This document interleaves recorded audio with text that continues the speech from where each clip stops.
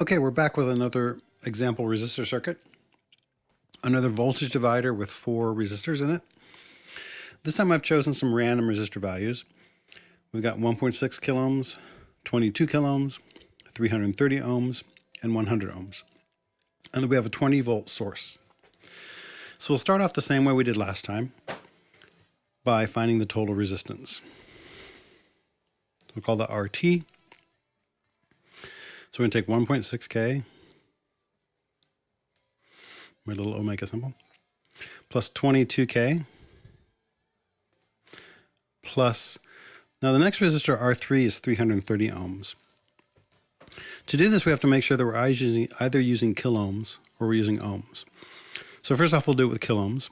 So 330 ohms is 0.33 kiloohms, plus 100 ohms, which is 0.1 kiloohms. And that equals 24.03 kiloohms. Now, if we wanted to do it in ohms, we could. So we'd have RT equals 1600 ohms plus 22,000 ohms plus 330 ohms plus 100 ohms.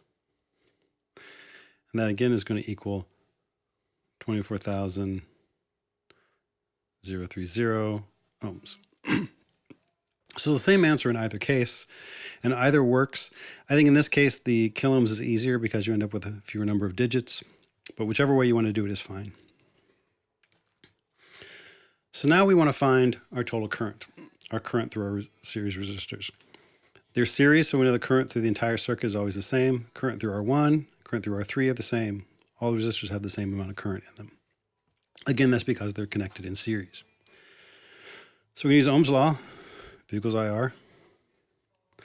So V is 20 volts. We're trying to find current. We have, in this case, I'm going to use the kiloohms. So we have resistance in kiloohms. So our current, again, like we looked at in the last example, is going to be milliamps. And that's times 24.03 kiloohms. So our current is simply 20 volts divided by 24.03 kiloohms. And that gives us 0.832, so we're rounding that, milliamps. That's a number that just keeps going. So 3 decimal points is fine for most of what we're doing. So that's what we'll leave it at in this case. So that's our current through each resistor. So now we can find the voltage drop of each resistor.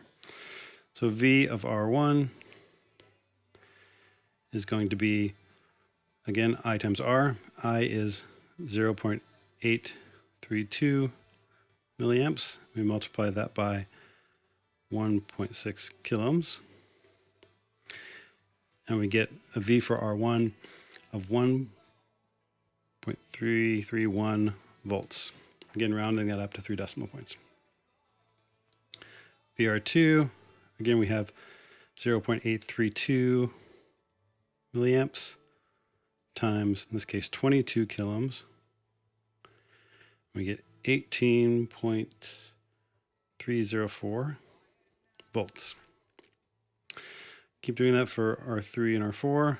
So same current in each case, times 0.33 kiloohms, and that gives us 0.274 volts. R4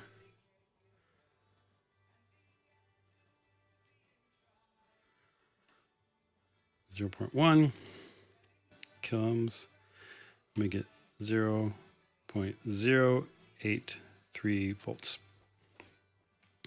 Now, because we've rounded, if you add all these up, ideally we'll get 20 volts. Because we've rounded, we get 19.992. So we're a tiny bit low. That's fine. We're never going to need to be more exact than that. But that gives us our voltage for each resistor. the voltage drop of each resistor. Voltage drop, remember, means the voltage difference between this end of the resistor and this end of the resistor. All those voltage drops have to add up to be the total voltage, or in this case, really close to it. Again, because we rounded. Now, the other thing that's in the circuit that I didn't do in the first example circuit is we have these 3 test points. So test point 3 is between R4 and R3. So it's going to be simply the voltage drop of R4. So that's simply 0.083. Test point 2 is a voltage drop of R4 plus the voltage drop of R3. So test point 2 is 0.083 volts, that's an 8, plus 0.274 volts. And that equals 0.357 volts. And yes, I did the math ahead of time, so I'm not doing it in my head that quick. I'm just looking at a piece of paper where I've already done the math. So test point 2 is 0.357 volts. And then to get test point 1, we're going to add R4, R3, and R2 together. So we've got 18.304 volts plus 0.274 volts plus 0.083 volts. Sorry, I did those in the backwards order of the first one. But again, it's just the voltage drop of R4 plus R3 plus R2 added together to get our total voltage at test point 1. So test point 1, we're saying the voltage at that point compared to ground. And so that is going to be 18.661 volts. So that's the voltage here at test point 1.